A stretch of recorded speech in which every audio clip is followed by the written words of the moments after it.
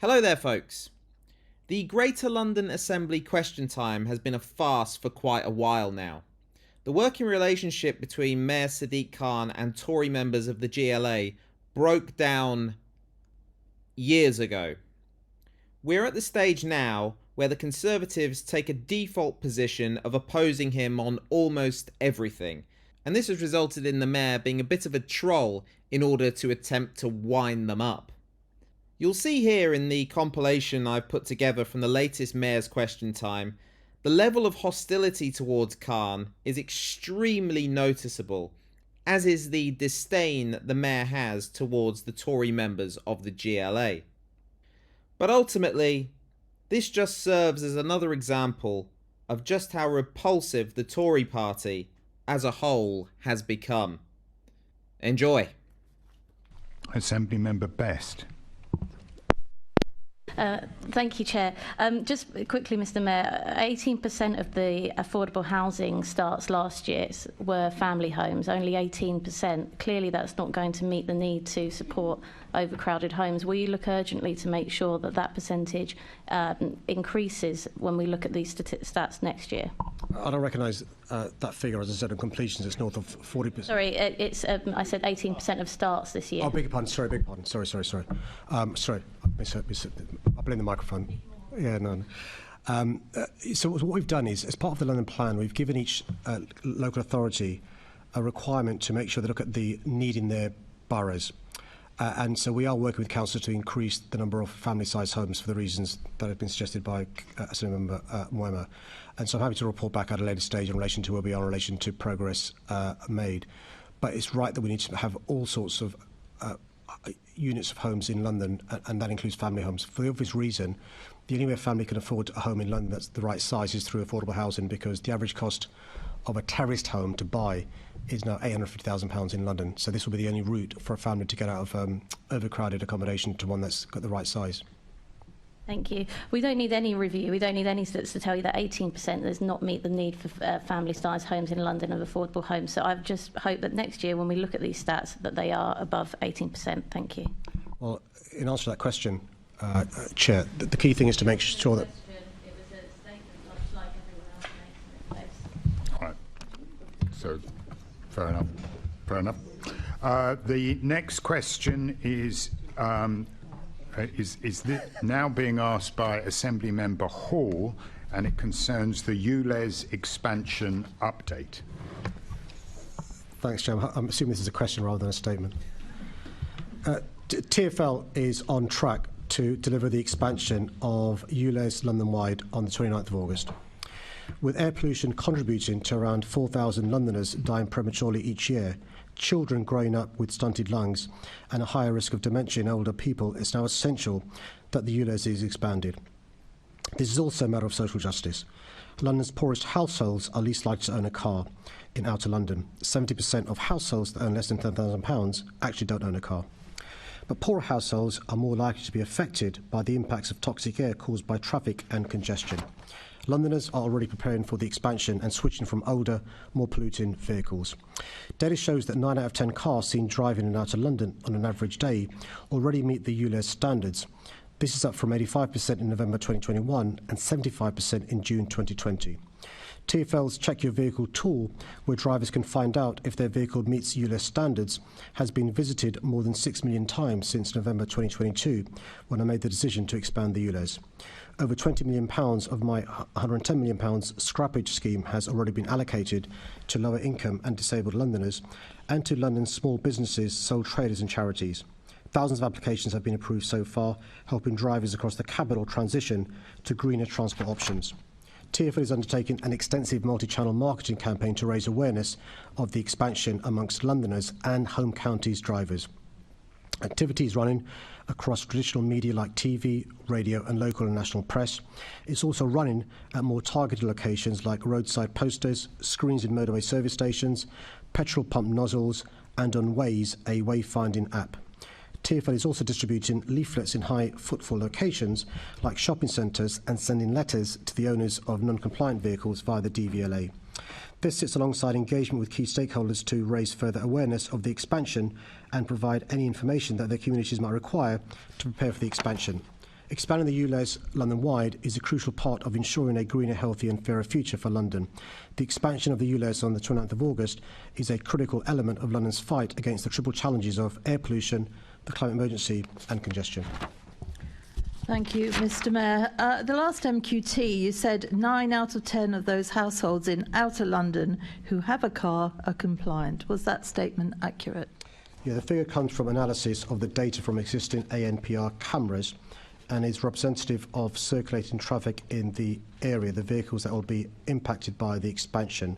And those figures from late last year shows 9 out of 10 cars and nearly 8 out of 10 vans seen driving in outer London on an average day are ULEZ compliant. Yeah, OK. So you've corrected your terminology this time by using the term seen driving. That is not what you said last time. So your statement before, when you did not mention seen driving, was inaccurate, wasn't it? Sorry, I'm just going to butt in here. This is an unbelievably stupid line of questioning because the data was taken from ANPR cameras. It goes without saying that those would be cars seen driving. That's what ANPR cameras are for. We don't have ANPR cameras sitting on people's driveways for cars that aren't moving. This is so dumb and so pointless and such a waste of time. And I don't know why Sadiq Khan doesn't come back with the answer I've just given, but there we are. I'm quite clear what the data is. It's monitored through the automatic number plate recognition data derived from anonymised daily camera operations. Mr Mayor, are you incapable of saying, yes, I was incorrect on my statement and I apologise, I should have said seen driving, because it gives the wrong impression, doesn't it? I'm quite clear on what the data says, which is what I've read out, Chair. We're quite clear, and we're quite clear that you were inaccurate last time. And I like to see that today you have actually given the SMMT proper figures out. Has anybody asked you for these figures before? Asked me personally for these figures before. Asked your office for information on the SMMT, which for anybody watching is a Society of Motor Manufacturers and Traders. I'm not sure where, Chair. My office probably gets lots of requests all the time. I'm sure they do, and I'm sure you're selective on who you answer. So you don't want to correct the statement then that you made last time, i.e. that you were incorrect? No, Chair, I'm quite clear what I've read out. I'm happy to read it out again if that helps. No, it's a waste of time because you won't accept that ever that you're wrong. In Harrow, the figures we had before was 74% of vehicles are non-compliant. We see the figures that have literally come out since we've all been sitting here. They're now at 83%. And my colleague, Assembly Member Garrett, will be interested to see that Sutton is also at 83%. That represents 16,000 vehicles. These vehicles almost certainly belong to hard-working Londoners who do not have as much money as some. They are going to be put in a dire situation because of this. Do you accept that? I accept there are some Londoners who've got non-compliant vehicles, which is why we have the biggest ever scrappage scheme our city or any part of the country has seen. £110 million available so far, around £2 million has been used, and I'd encourage anyone who's got a non-compliant vehicle to first check that it is non-compliant, and then if it's non-compliant, see if they're eligible for the scrappage scheme.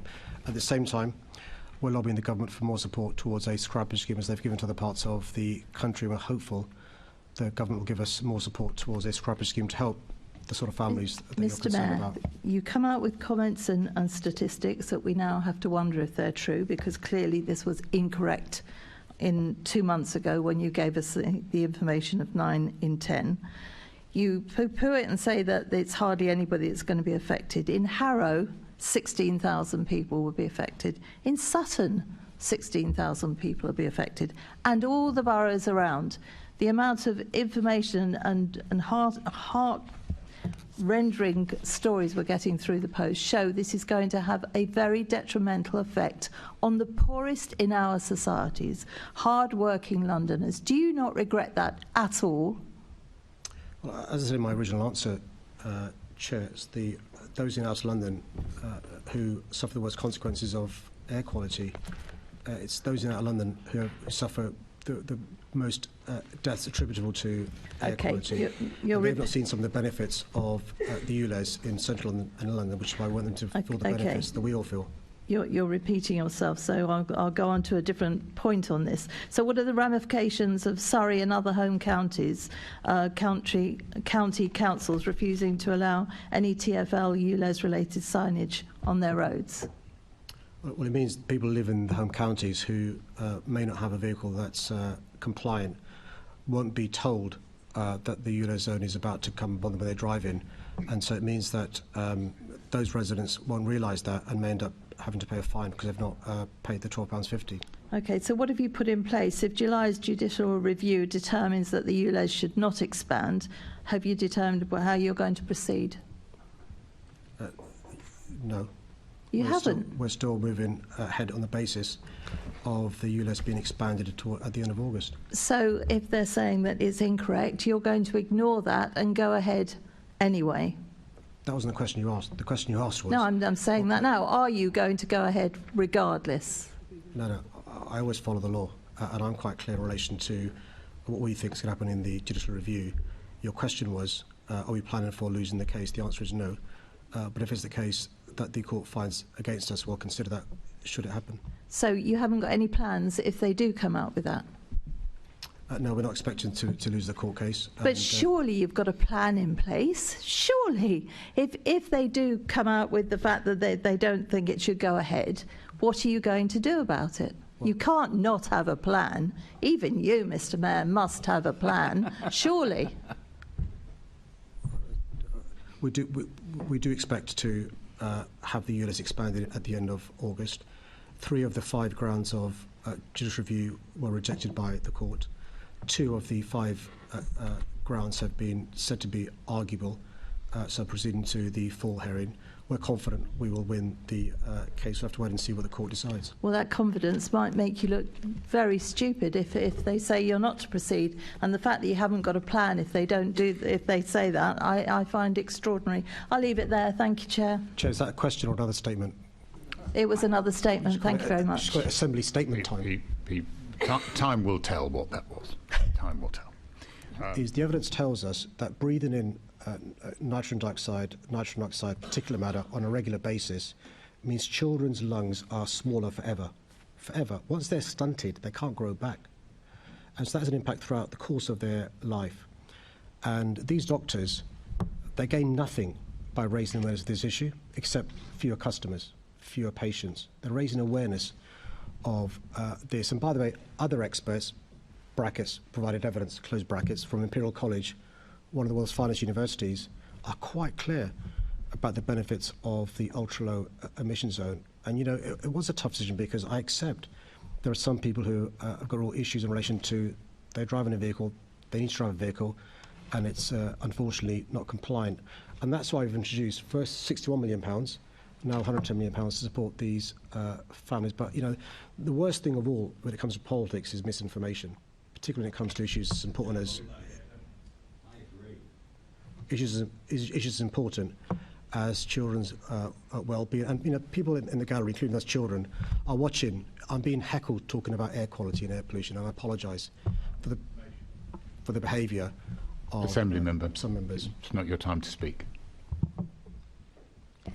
Thank you very much, Chair. Thank you, Mr. Mayor, for that. And now it is Assembly Member Garrett. Thank you, Chair. So just to clarify, Mr. Mayor, do you accept that on the latest figures out today, 16% of vehicles in outer London are not ULEZ compliant? No, firstly, congratulations on the coup, on being the new leader of the Conservative. It's these sort of comments, group. Mr. Mayor, are the reason why your friends and colleagues and people who work with you have such a warm opinion of you and your nature.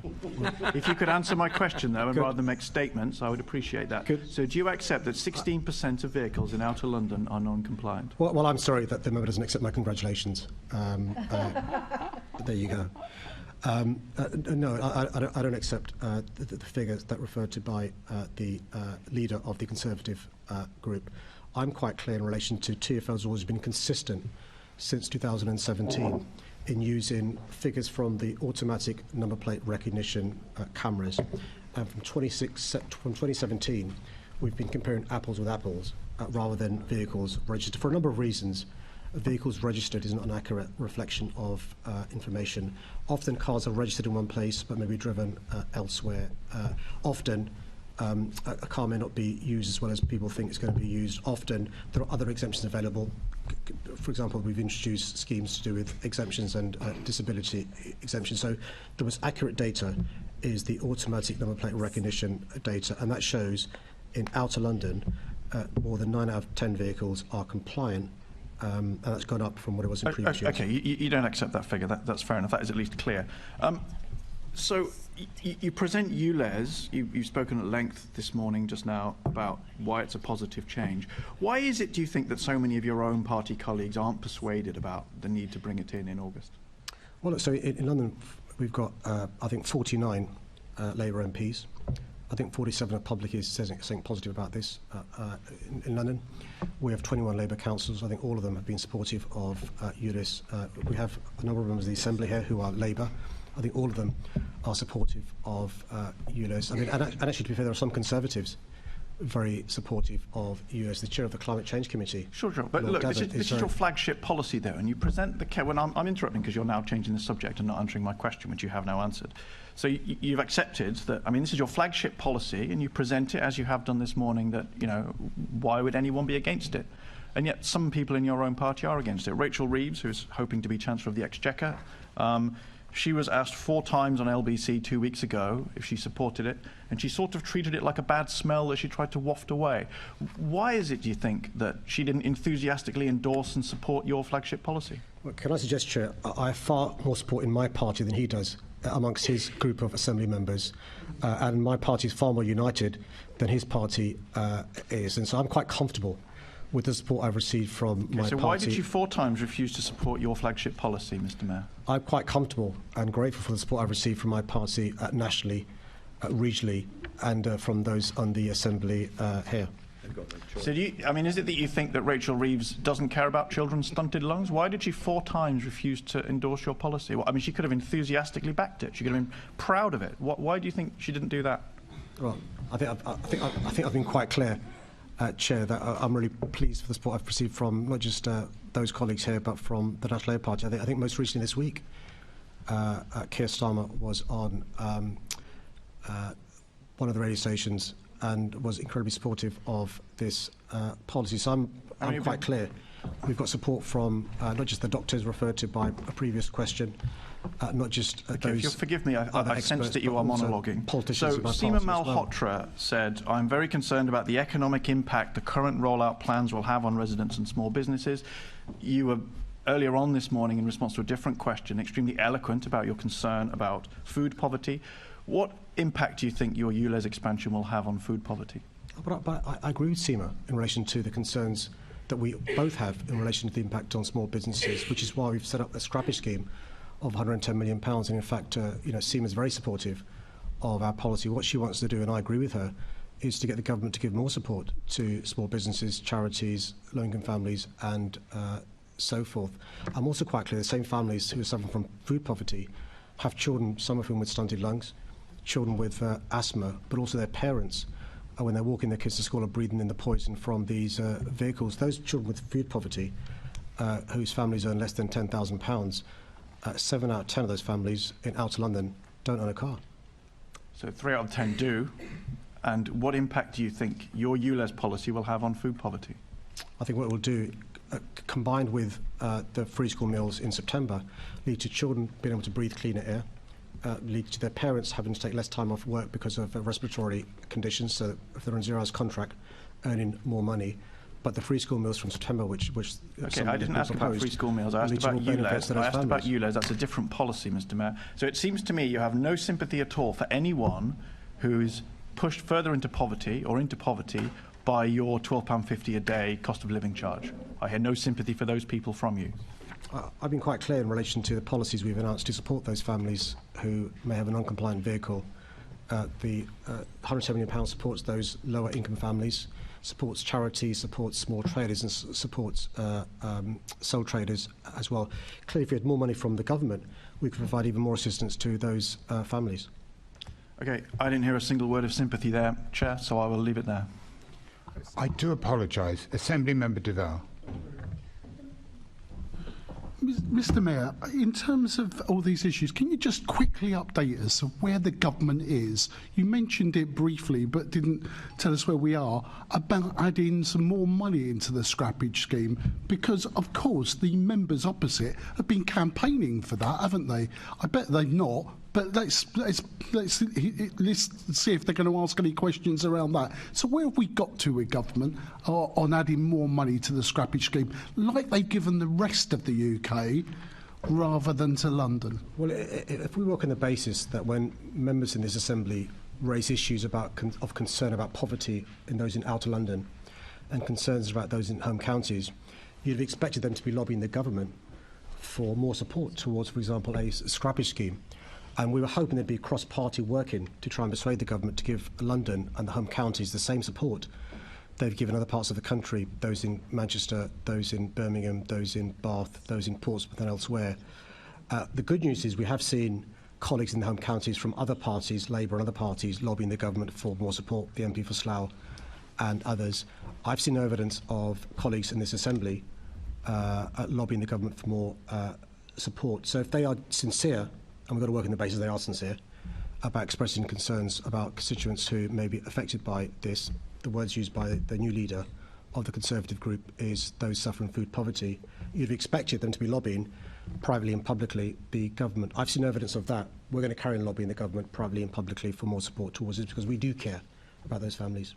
And it is that very government that still says something about ULEZ in one place amongst themselves when they're talking amongst themselves, but actually in government says actually we want to support ULEZ throughout the country and we're willing to put money behind it, sadly not in London. Is that correct? Yeah, we've seen evidence of them playing off other parts of the country against each other. So some parts of the country they're saying you've got to do a clean air zone, ULEZ, otherwise you'll be in breach of air quality laws.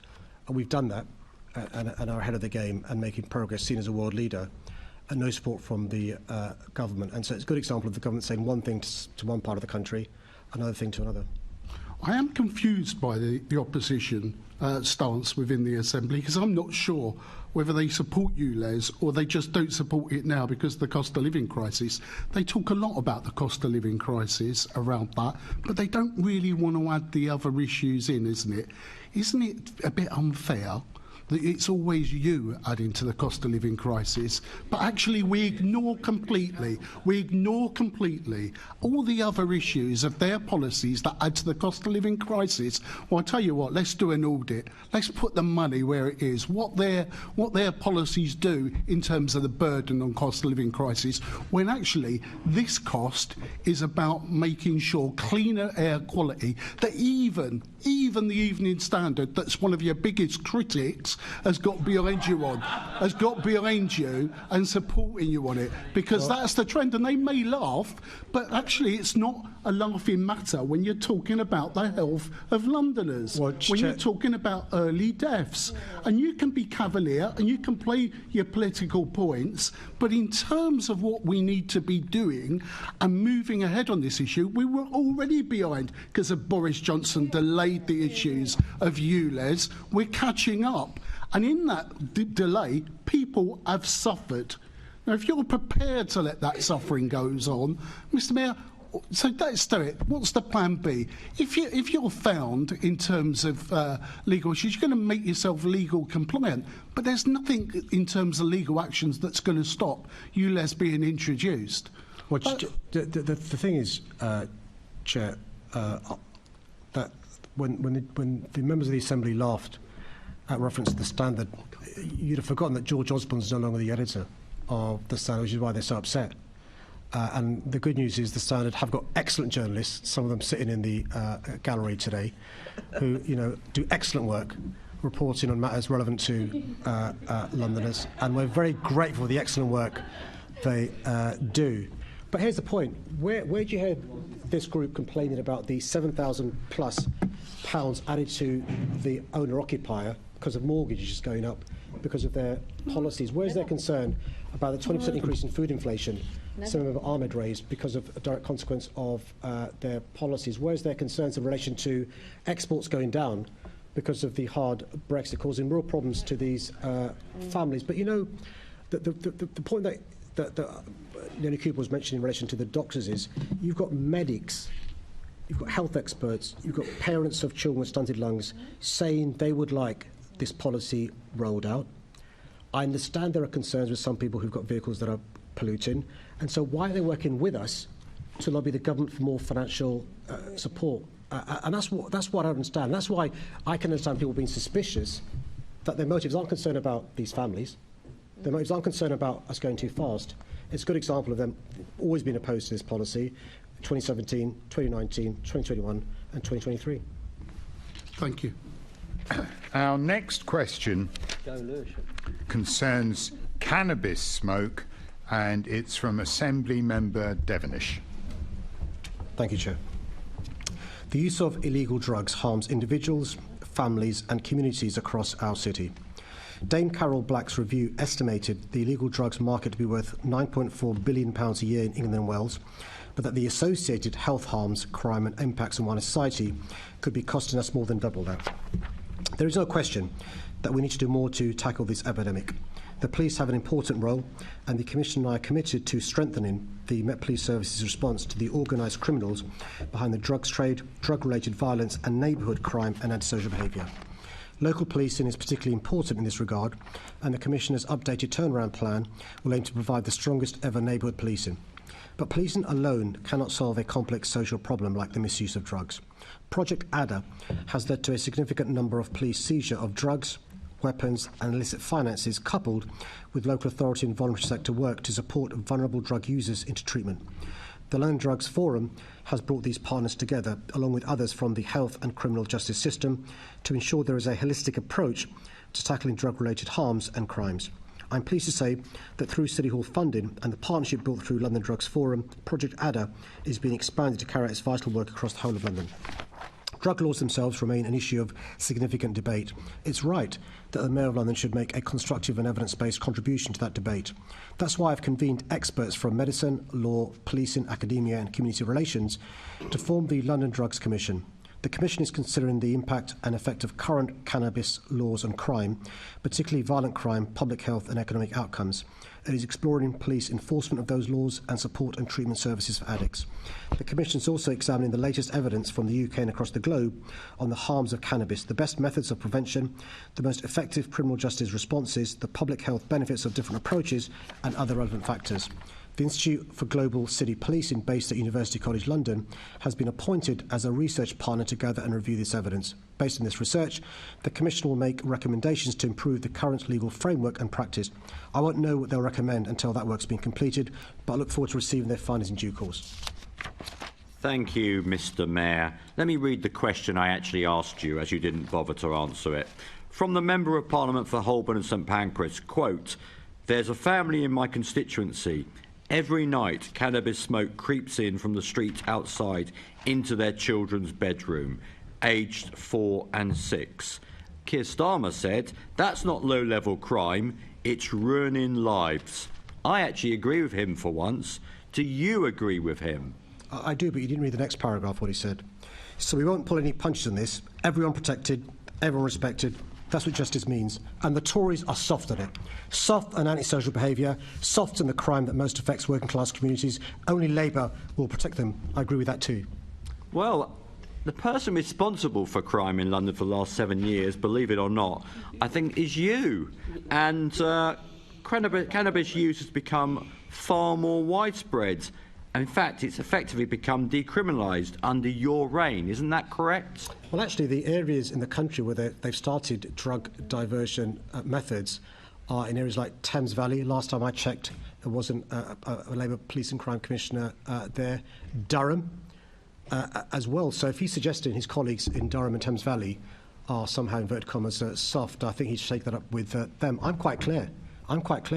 We've got a evidence-based commission taking place. You've got people that I respect, like William Hague, supportive of this approach, the Chair of the Assembly, also supportive of this approach, and I'm disappointed he's playing party politics with an issue about evidence-based policy. But again, they did the same with ULEZ, so I'm not surprised. Well, really. well, you wanted to talk about doctors earlier, so I'll read you a paper from the Lancet, the medical journal, entitled Cannabis Use and Public Health, Time for a Comprehensive Harm to Others Framework. And in there, as you seem to be still very keen to decriminalise drugs, it says, and I quote, the principal adverse consequences that can occur in association with cannabis use include acute psychometric control impairment, cannabis use disorder, eye dependence, mental health problems, e.g. psychosis, depression, suicide, driving impairment and fatal or non-fatal injuries from motor crash. I can go on and on. Isn't it true, Mr. Mayor, that you want to decriminalise drugs that will really harm Londoners? And just to remind you, this is the London Assembly, this is the Greater London Authority. We shouldn't be talking about Durham and Thames Valley. We should be talking about your appalling record for 7 years in crime in London. And Keir Starmer is weak as you on these issues, but he's trying to pretend that he's tough on crime. But we all know that you're soft on crime, Mr. Sadiq Khan. I mean, Chair, I give up. Is that what is that? I mean, what you know what I mean? I mean, yes. I have some toleration for members making statements. People from every side do, but it shouldn't be like looking for a needle in a haystack for a question. I'll leave it there, Mr. Chairman, as he's clearly not going to answer any of my questions as usual. I think that question has left the room. Thank you. Thank you. This morning, you actually said that you agreed with everything, all the findings from Louise Casey, the Casey report. So you accept the MPS is misogynist, you say. You've said this morning that you accept the Vaughan strategy rings hollow, because that's what she says. I mean, she says the Met's Vaughan strategy rings hollow since its claim to be prioritising serious violence has not really included the crimes that most affect women and girls. So Dame Casey was very strong about how badly the Met was doing, and after all, you are the Police and Crime Commissioner. And yet, if you look at your tweets, it's, yay, look how great I am, look what I'm doing. I've done a video, which has won awards, to say how wonderful things are. What is it, Mr. Mayor? You're saying everything's wonderful. Louise Casey, who you said just this morning, because I was listening to you, that you agree with everything she says. So what is it? Are you wonderful as you'd like us have you believe, or is Dame Louise Casey correct? Well, Chair, I fully accept, as has been said, Dame Louise Casey's report. She was commenting on the Met Police Service, not on City Hall and me, as a consequence of Dame Louise Casey's report, but also the work that the new Commissioner was doing. They are refreshing and having a new violence against women and girls strategy, and more details of that will be unveiled shortly. And also in the turnaround plan, which is being consulted on, there'll be more details of the work they're doing to address the issue of violence against women and girls. Separately, we have a separate policy on violence against women and girls because it's more than just policing. So we do work in relation to shelters, in relation to targeting the behaviour of perpetrators. One of the things we've done with probation and the police is around GPS tagging of perpetrators. So there are things we're doing with the police, but the work we do in relation to violence against women and girls isn't limited to policing. Yeah, you can't keep detaching yourself from the Metropolitan Police, Mr. Mayor. You are the Police and Crime Commissioner. When it suits you and things are going well, you'll tell us, everybody, that you are the Police and Crime Commissioner. At any other points, and far too frequently, you detach yourself completely. In your answer to me, you also say that you've got a night star or somebody who's looking after women feeling unsafe after dark. And believe you me, we do. And yet it's been found that the extended ULEZ, which we are so against, will force some women out of their cars because they're non-compliant, and they'll have to be out in the streets at night feeling very, very unsafe. It's another aspect to the ULEZ. So would you say that that's a good thing? Well, there are a number of aspects of the ULEZ that will support women. So one of the things we know is consequences of air pollution. Well, can you deal with what I've said that it doesn't? Can we be specific? Well, you're asking about women's safety. I'm actually saying that the ULEZ, it's been reported, is going to force more women to use public transport and therefore walk around after night not feeling safe. I'm a woman. I can tell you I do not feel safe at night. Sure, I was dealing with women's safety linked with ULEZ, which was the question you asked me. So we know that women are less safe because of air pollution. A number of specific examples of where women are less safe because of air pollution is women who are pregnant are less safe because of air pollution. Women who drive in cars that are non-compliant are less safe because of air pollution. Mr. Mayor, as usual, you're not addressing the point, and for time reasons, I'll stop there because it's a complete waste of time. You're not listening to the questions and giving proper answers to people that are listening to this and don't feel safe at night. I'm one of them. Thank you, Chair.